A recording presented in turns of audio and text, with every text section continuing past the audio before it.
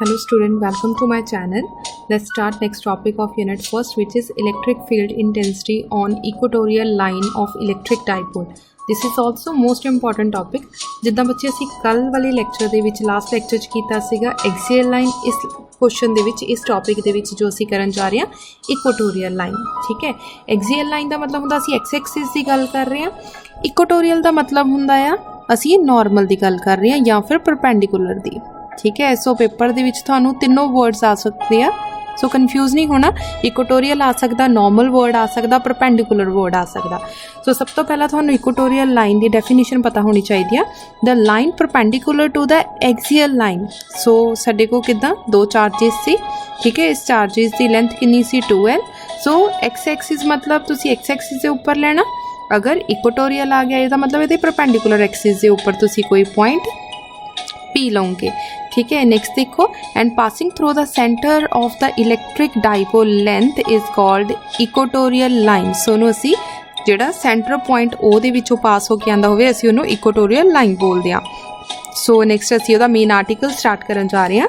Consider an electric dipole AB। ਸਭ ਤੋਂ ਪਹਿਲਾਂ ਤੁਸੀਂ ਇੱਕ ਕੰਸੀਡਰ ਕਰ ਲੈਣਾ dipole AB consist of plus Q and minus Q charges separated by a distance of 2L।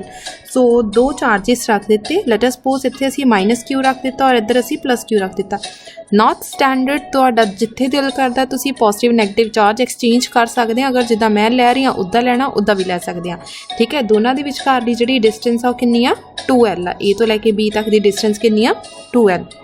Let P be the point on the equatorial line at the distance relationship from the center of the dipole। So center of dipole मतलब असी O point तो axial line दे ऊपर एक होर point consider कर लिया which is point P। A unit positive charge is placed at P point। इहदा मतलब P point दे उत्ते जिहड़ा असी unit charge रखना पसंद करांगे। ठीक है, unit charge मतलब जिहदी वैल्यू +1 होवे। Is that clear? So इहदे नाल यही डायग्राम के अकॉर्डिंगली असी पहले इनू चंगी तरह समझते हैं भी कित्थे किहड़े चार्ज रखे, उत्थे किहड़ी किहड़ी किस तरह ना इलैक्ट्रिक फील्ड अप्लाई होएगी। सो ध्यान नाल देखना बच्चे, सब तो पहला असी की कीता दो डाइपोल्स लिते, दो चार्जिस लिते, एक माइनस Q चार्ज और एक plus Q charge, placed at point A and B and distance between both charges is 2L। ठीक है, let a point P on the equatorial line, P point के उपर असी equatorial line लिता having distance R। So distance कितनी आ R है। ठीक है, जो A और B आई किहड़ी सी एक्स एक्सिस, अपवर्ड किहड़ी होएगी वाई एक्सिस। ਇਹਦਾ मतलब P पॉइंट के उपर जिदा बच्चे एक्सियल लाइन के उपर भी दो तरह ना इलैक्ट्रिक फील्ड अप्लाई हो रही सी, एक A और एक B करके। सिमिलरली P पॉइंट के उत्ते इत्थे भी P पॉइंट के उपर दोनों इलैक्ट्रिक फील्ड लगणगियां, A करके भी और B करके भी। A दे उपर किहड़ी आ माइनस Q चार्ज पिया होया, माइनस Q चार्ज आ। असी कल वाली वीडियो विच भी ये चीज़ सीखी सीगी, +2 लैवल ते जिन्ने भी असी टेस्ट चार्ज यूज़ करते हैं पॉजिटिव टेस्ट चार्ज हुंदा। इहदा मतलब नैगेटिव चार्ज ने पॉजिटिव नू अट्रैक्ट करना, that is why the electric field किद्दां आ इनवर्ड। बच्चे आ चीज़ ध्यान नाल समझ लो। बच्चे ऑलवेज ये चीज़ पुछदे आ कि मैम इत्थे असी दो चार्जिस लिते A B P पॉइंट आ, इहदी इलैक्ट्रिक फील्ड अंदर नूं ही क्यों आई, बाहर नूं क्यों नहीं गई, एक्सैक्ट्रा एक्सैक्ट्रा, क्योंकि असी इत्थे माइनस चार्ज लिता, इत्थे की आ प्लस चार्ज आ।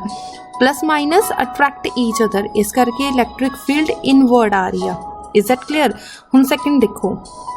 ठीक है, नेक्स्ट चीज़ देखो, असी दूसरी चार्ज की गल करन लगे हां which is plus Q charge. हुण आ की आ प्लस Q चार्ज और उपर तुहाडा की पिया आ प्लस Q चार्ज, इत्थे भी तुहाडा plus Q, plus plus repel each other. So positive positive ने धक्का मारना, सो इलैक्ट्रिक फील्ड बाहर वाले पासे नूं चल जूगी, इधर अंदर वाले पासे आ गई सी और B वाले पॉइंट ते पॉजिटिव पॉजिटिव होने के रिपैल कर रही है, सो बाहर वाले पासे नूं तुहाडी इलैक्ट्रिक फील्ड चले जाएगी।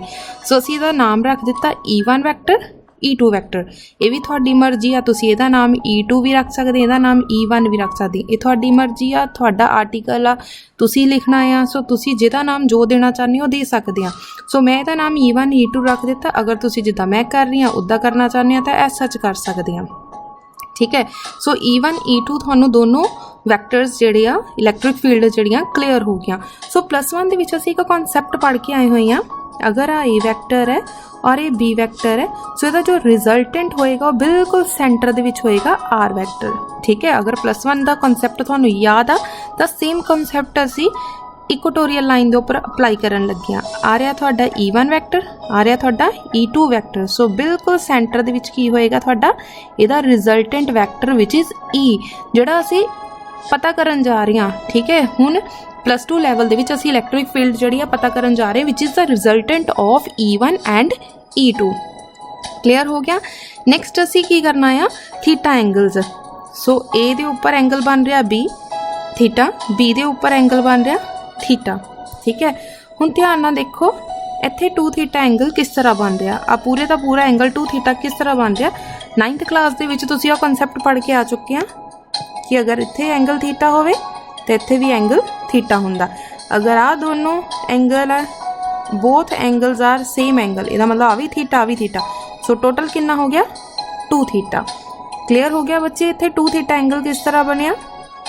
सो आ कॉन्सैप्ट लग्या which is opposite interior angles. ठीक है, ऑपोजिट इंटीरियर एंगल करके वो थीटा सी, सो दोनों एंगल सेम आ, थीटा प्लस थीटा कितना हो गया 2 थीटा। सो इत्थे असी डायरैक्ट लिख दिता कि दिस एंगल इज़ 2 थीटा। बच्चे डायग्राम सब नूं इत्थे तक चंगी तरह क्लीयर होगी। सो नैक्सट हुण साडे छोटे छोटे पॉइंट्स होर आ जिहड़े असी समझण जा रहे हैं। सो इहदी लेंथ टोटल लेंथ कितनी आ 2L।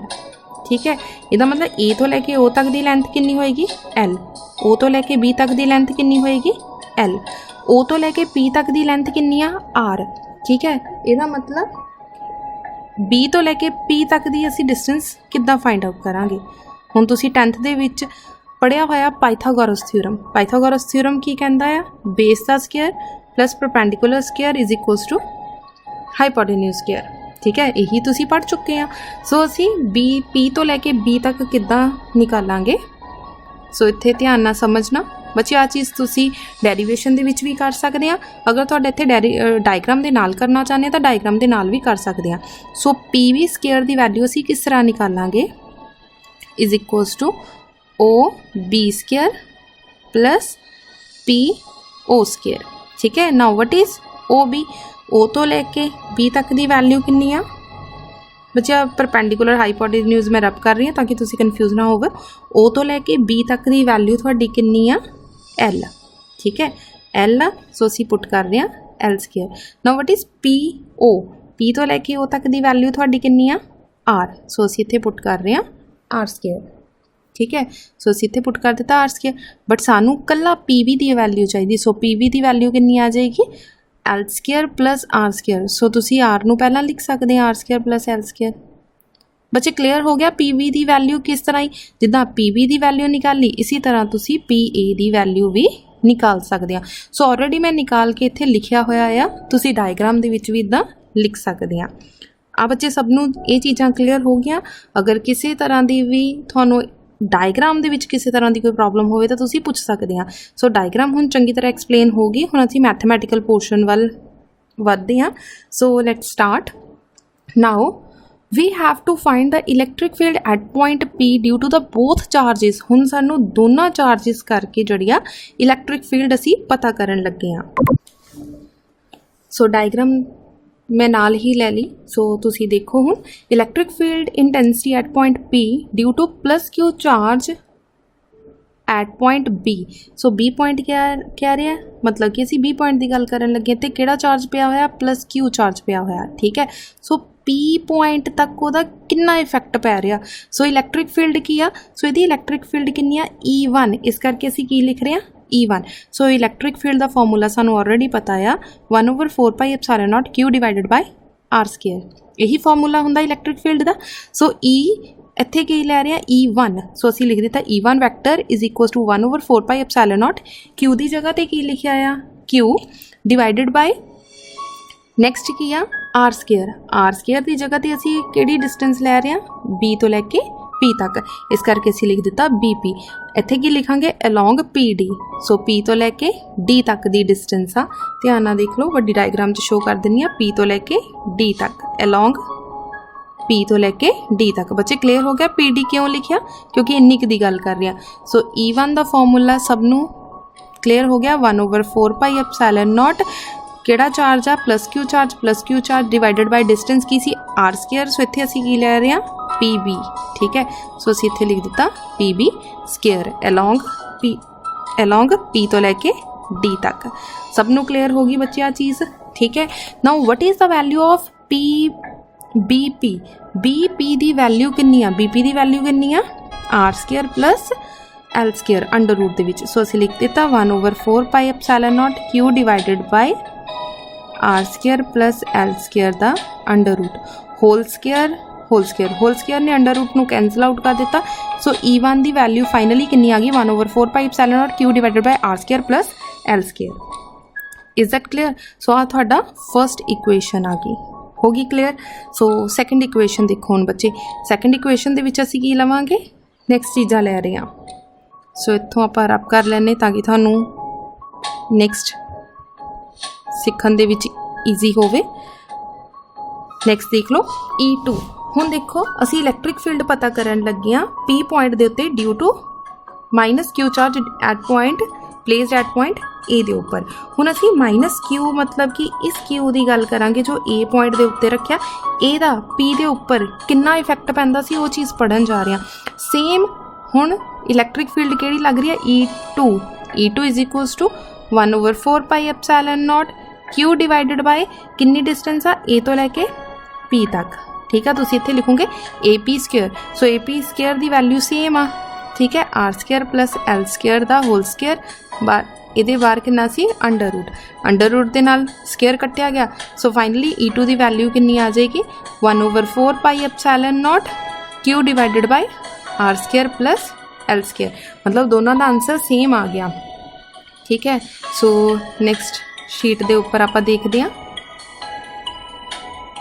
सो देखो E2 की वैल्यू सेम आ गई, E2 is equals to 1/4 pi epsilon naught Q divided by A P की वैल्यू आ रही, ए पी की वैल्यू कितनी सी R square plus L square का अंडर रूट ने स्केयर नूं कैंसल आउट कर दिता। सो साडी आ इक्वेशन बन गई। So this is the second equation. Clear होगी बच्चे first and second equation. Next देखो E1 and E2 are inclined at an angle 2 theta. सो दोनों के विचकार एंगल कितना बन रहा है 2 थीटा।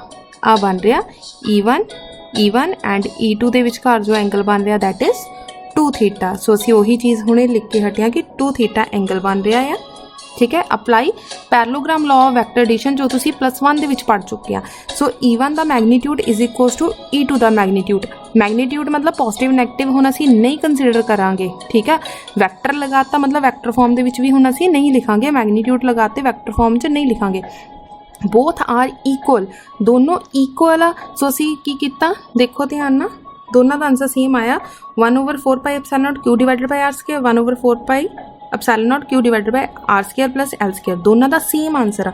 सो असी नैक्सट स्टैप दे विच लिख दिता बोथ आर इक्वल, दोनों का सेम आंसर आ रहा।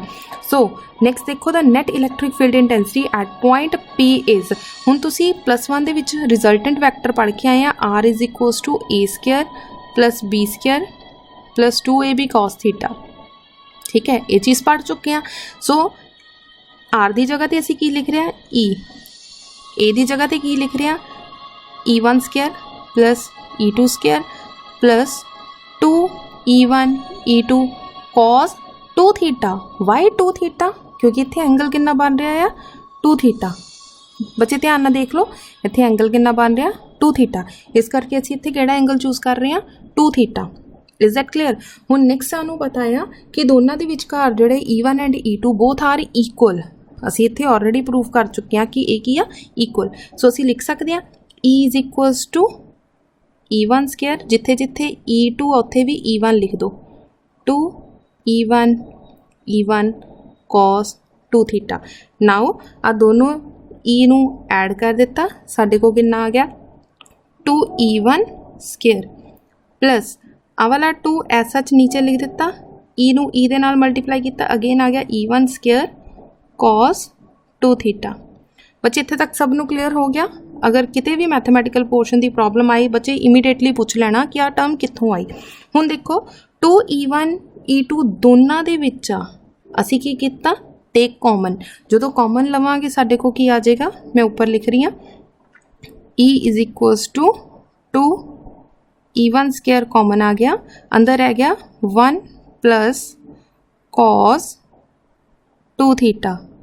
ये अंडर रूट दे विच आ, सो अंडर रूट दे विच ही रहन दो। क्लीयर हो गया बच्चे। 2E1 E2 square both are common, so बाहर निकालता। जो इनू बाहर निकालिया तो कुछ भी नहीं बचिया, सो इत्थे आ गया 1 प्लस आता असी बाहर ही निकालता, अंदर की रह गया cos 2 थीटा। इत्थे तक बच्चे सब नू क्लीयर आ। तुसी अपनी फेयर नोटबुक ते भी इन्नी एक्सप्लेनेशन दे नाल अगर लिखना चाहते हैं लिख सकते हैं। सो पेपर दे विच जिहड़ा आ कह लो एग्जामिनर दे उपर वधिया इंप्रैशन पैंदा भी बच्चे ने हर स्टैप एक्सप्लेन किया है या उन्होंने हर स्टैप की एक्सप्लेनेशन बारे पता है। अगर तुसी मार्क्स पूरे लेना चाहते हैं तो कोशिश करो हर एक स्टैप एक्सप्लेन करो, ठीक है। सो आ गया 2E1 square. Now what is the formula 1 plus cos 2 theta का बच्चे फॉर्मूला होंदा आ 2 cos स्क्वायर थीटा। 2 इंटू 2 कितना हो गया 4 E1 square cos square theta under root. हुण 4 नूं असीं लिख सकते हैं 2 इंटू 2। 2 इंटू 2 मतलब असीं अंडर रूट तो बाहर निकाल सकते हैं। आ गया 2 E1 स्क्वायर आ, सो E1 नूं जदों अंडर रूट तो बाहर निकालांगे कल्ला E1 रहेगा। cos स्क्वायर थीटा इनू भी अंडर रूट तो बाहर निकालांगे तो आएगा cos थीटा, ठीक है। अगर आ स्टैप नहीं क्लीयर होया तो तुसीं इदां भी लिख सकते हैं 2E1 cos थीटा। सारिਆਂ ਦੇ ਉੱਪਰ 2 ਸੀ ਉਹਨੂੰ ਕਾਮਨ ਬਾਹਰ ਨਿਕਾਲਤਾ, ਅੰਡਰ रूट स्क्वायर ਦੇ ਨਾਲ ਅੰਡਰ रूट ਕੱਟਿਆ ਗਿਆ, ਤੁਹਾਡੇ ਕੋਲ ਸੇਮ ਆਨਸਰ ਆ ਜਾਏਗਾ 2E1 cos थीटा। क्लीयर होगी बच्चे चीज़। सो इत्थे किया डायरैक्ट लिख दिता 2E1 cos थीटा। क्लीयर होगी बच्चे। इन्नी क टर्म दे विच लिखिया होया है, मैं तुहानू प्रॉपर एक्सप्लेन करके दस्सिया है भी किद्दां किद्दां ये टर्म बनी आ। तुसी अपनी फेयर नोटबुक ते जिद्दां मैं एक्सप्लेन करके दस्सिया तुसी उद्दां ही लिखना है। क्लीयर हो गई आ चीज़। सो साडे को फाइनली की बचिया 2E1 cos 2E1 cos theta, ठीक है। सो हुण असीं इहदियां वैल्यूज़ पुट करन लगे हां। वैल्यूज़ किस तरीके नाल पुट करांगे, E इज इक्वल्स टू बच्चे 2 की जगह ते 2 पिया रहन दो। वट इज़ E1, E1 की वैल्यू आ रही, सो पुट कर दो which is 1/4 pi epsilon not Q divided by R square plus L square, ठीक है। ये टर्म आ गई। नैक्सट की आ cos थीटा, सो इत्थे लिख दिता cos थीटा। देख लो आही टर्म आ 1/4 पाई एप्सिलॉन नॉट, आ वाला 2 ये नाल लिख दिता, आ गया 2Q cos theta divided by R square plus L square. बच्चे आ चीज़ क्लीयर होगी। बाहर जिहड़ा मैं 2 लिखिया सीगा उन्होंने शिफ्ट करके अंदर लिख दिता। क्लीयर हो गया। सो साडे को फाइनली की बच गया 1/4 pi epsilon naught 2Q cos theta divided by R square plus L square. हुण सानू cos की वैल्यू भी नहीं पता। cos की वैल्यू पता करने के लिए असी छोटा जिहा ट्रायंगल चूज करन लगे हैं PAO। सो छोटा जिहा ट्रायंगल चूज किया। किहड़ा ट्रायंगल चूज किया, OAP या PAO, ठीक है। सो cos थीटा तुहानू पता पंडित बद्री प्रसाद हर हर बोले, इहदा मतलब base over hypotenuse. So base over hypotenuse के अकॉर्डिंगली देख लो बेस की आ तुहाडा, बेस किया L और हाईपोटेन्यूज किया R square plus L square का अंडर रूट। सो असी पुट करन लगे हैं L divided by R square plus L square का अंडर रूट। सो इनू इक्वेशन नंबर 1 च पुट किया। इक्वेशन नंबर 1 किहड़ी सी तुहाडी बच्चे, इनू इक्वेशन नंबर 3 ले लो, ठीक है। Put in equation number 3। सो 3 दे विच जदों तुसीं पुट करोगे तुहाडे को कितना आ जाएगा, देखो उत्थे फॉर्मूला की बनिया सी E is equals to 1/4 pi epsilon naught 2Q cos theta. So इत्थे सी 2Q cos theta divided by R square plus L square, यही आया सी।